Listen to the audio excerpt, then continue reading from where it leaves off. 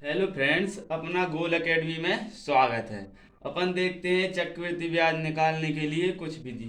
तो पहले अपन देखेंगे सामान्य विधि। कौन सी? सामान्य। ठीक है। अपन को प्रिंसिपल कितना दिया है? 1000। रेट दी है 10%। टाइम दिया है 2 बार। तो ऐसे सवालों को करेंगे। 1000 का क्या निकाल लेंगे अपन? 10%। ठीक है। 1000 का 10%। ठीक है ना।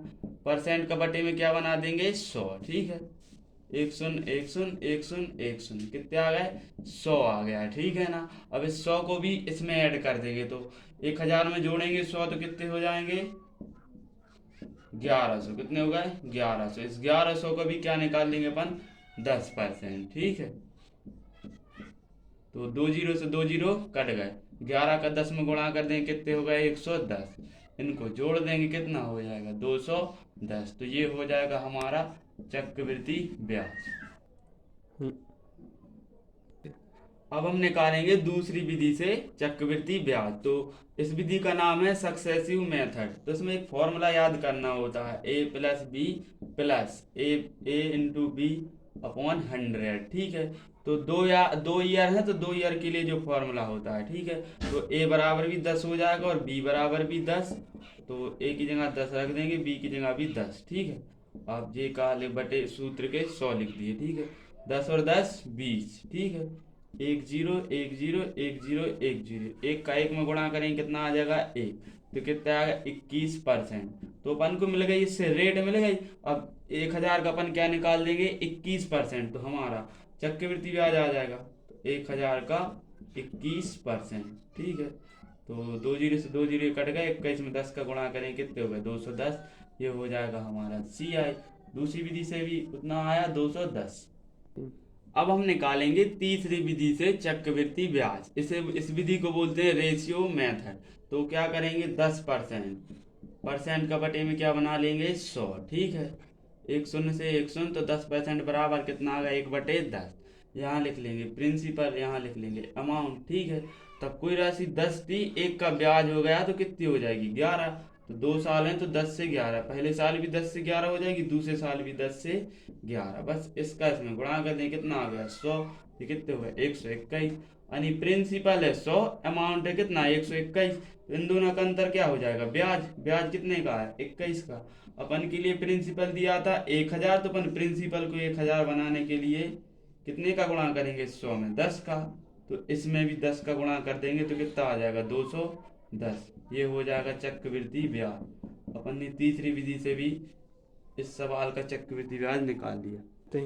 अपन देखेंगे चौथी विधि से चक्रवृद्धि ब्याज निकालना। इसे बोलते हैं ट्री मेथड। तो ट्री मेथड में क्या करेंगे? 2 साल हैं तो यहाँ एक लिख देंगे, यहाँ दो लिख देंगे। ठीक है। अब इसका क्या निकालेंगे अपन? 10%। 1000 का 10% कितना हो जाएगा? अपन निकाल रहे हैं। ठीक है ना। एक शून्य एक शून्य एक शून्य एक शून्य, कितने हो गए? 100। तो 1000 का 10% कितना हो गया? 100। ठीक है। अब एक साल है तो दूसरे साल भी यहाँ क्या लिख देंगे? 100। अब क्या करेंगे? 100 का भी 10% निकालेंगे। क्या निकालेंगे? 10%। तो 100 का 10% कितना हो जाएगा? 10। ठीक है। 2 शून्य से 2 शून्य कट गए जी, कितने हो गए? 10। ठीक है। अब इसको और इसको जोड़ देंगे, कितने हो गए? 200। 100 और 100 200 जी, कितने हो गए? 10।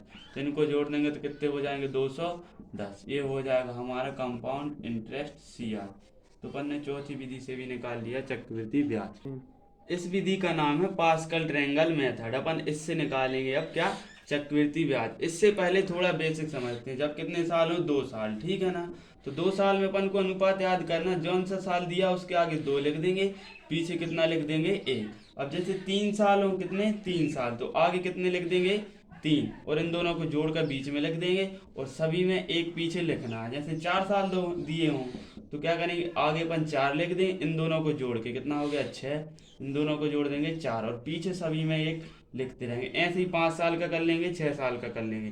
तो अपन के लिए 2 वर्ष का दिया है तो अपन के इसके लिए अपन जे इसका यूज करेंगे। ठीक है। तो अपन के लिए 2 साल दिया है तो अपन ने अभी देखा है तो क्या क्या लिख देंगे? 2 और 1। ठीक है। अब इसका क्या निकाल लेंगे? 1000 का 10%। ठीक है। तो 1000 का 10%, एक शून्य एक शून्य एक शून्य एक शून्य, कितना आ गया? 100। 100 का भी 10% निकाल लेंगे। 100 से 100 कट गए, कितने बचे 10। अब इसका इसमें गुणा कर देंगे, कितने हो गए 200, तो कितने हो गए 10, तो कितने हो गए 210। ये हो जाएगा हमारे प्रश्न का आंसर। ये हो गया चक्रवृद्धि ब्याज। आप सभी कमेंट करके बताएं कि पांचों विधियां कैसी लगी। थैंक्स। तो वीडियो कैसी लगी कमेंट करके ज़रूर बताएं। Thanks for watching.